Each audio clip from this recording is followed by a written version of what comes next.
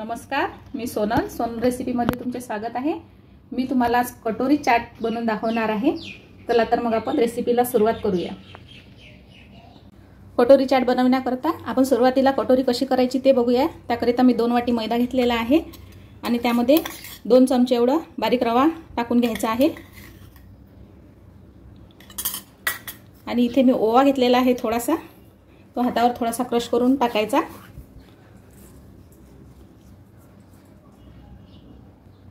आणि अर्धा चमचा एवढे मीठ टाकून घ्यायचं आणि 2 चमचे एवढे कडकडीत असे मोहन घालून घ्यायचे। यामध्ये असे मोहन घालून घेतलेले आहे।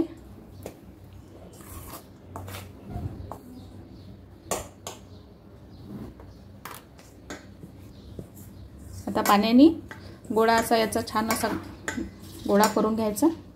मोहन टाकल्यानंतर अशी याची मूठ बनली पाहिजे। आता थोडं थोडं पाणी घालून याचा गोळा मळून घ्यायचा आहे।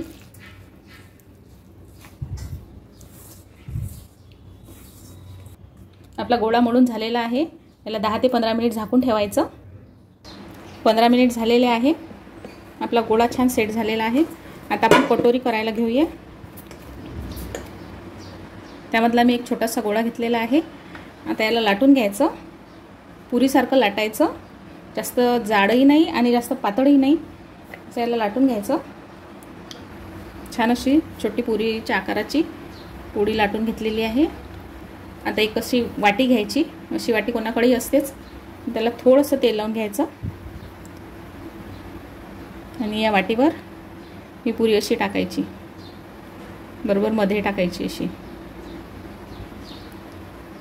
आणि याला असं याच्या कडा अशा करायच्या।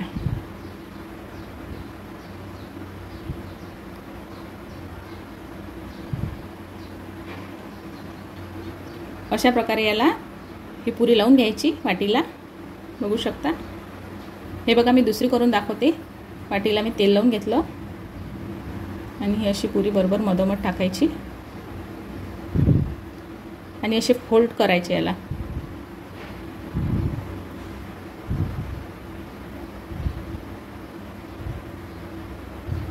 हे जर वाटीच्या वर आलं जास्त तर असं कट करून टाकायचं।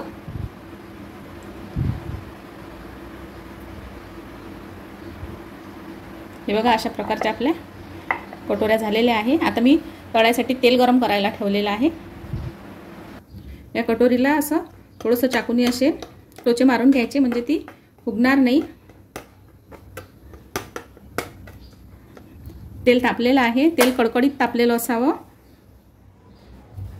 आणि यामध्ये ही अशी वाटीच सोडून द्यायची।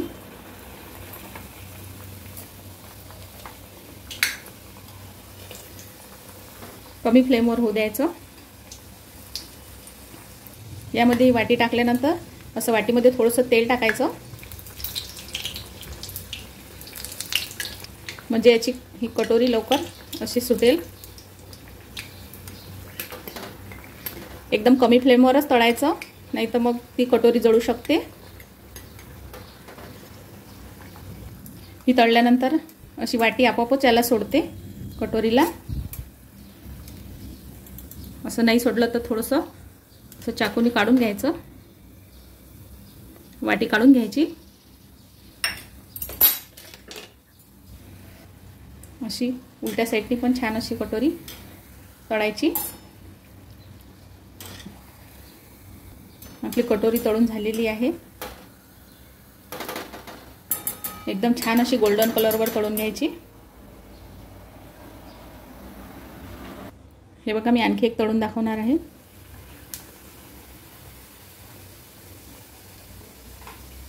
यामध्ये असं तेल टाकायचं, वाटी भोवती टाकायचं थोडंसं,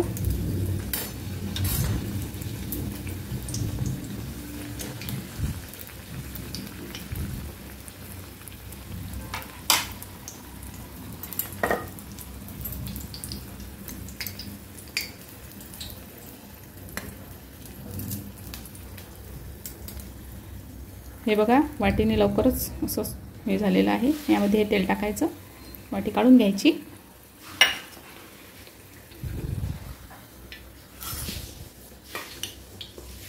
अशाच मी सर्व कटोरी तळून घेणार आहे.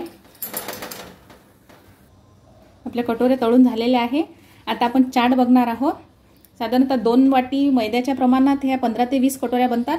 मी एवढ्या केलेल्या आहेत, काही करायच्या राहिलेल्या आहेत. चाट बनवण्याकरता मी एक मिक्सिंग बाउल घेतलेला आहे. त्यामध्ये मी 2 बटाटे घेतलेले आहे, हे उकडून घेतलेले आहे आणि याचे कट करून घेतलेले आहे.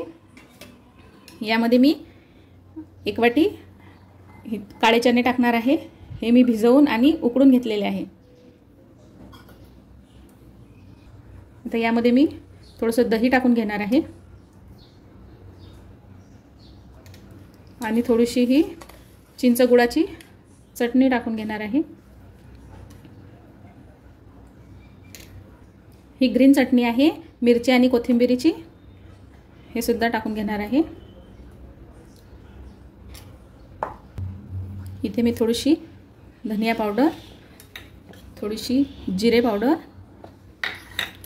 आणि चाट मसाला, अगदी थोडीशी लाल मिरची पावडर, थोडंसं मीठ, ही खारी बुंदी आहे, ही सुद्धा टाकून घ्यायची आणि थोडेसे डाळिंबाचे दाणे. आता याला सर्व असं मिक्स करून घ्यायचं.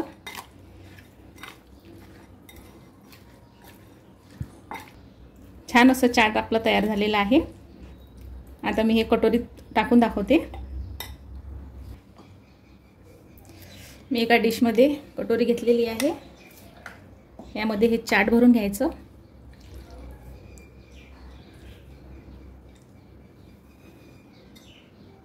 यावर थोडंसं टोमॅटो टाकून घ्यायचं, बारीक कट केलेलं.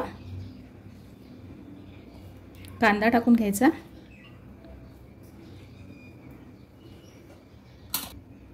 परत एकदा ही ग्रीन चटणी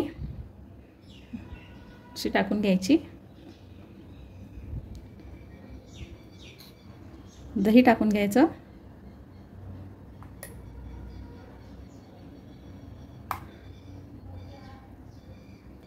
आता ही चिंचेची चटणी टाकून घ्यायची.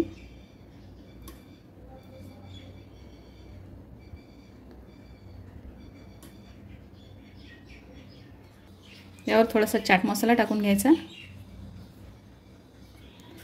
थोडीशी खारी बुंदी,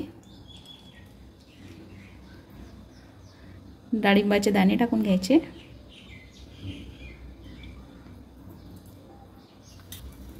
यावर हे बारीक शेव टाकून घ्यायचे.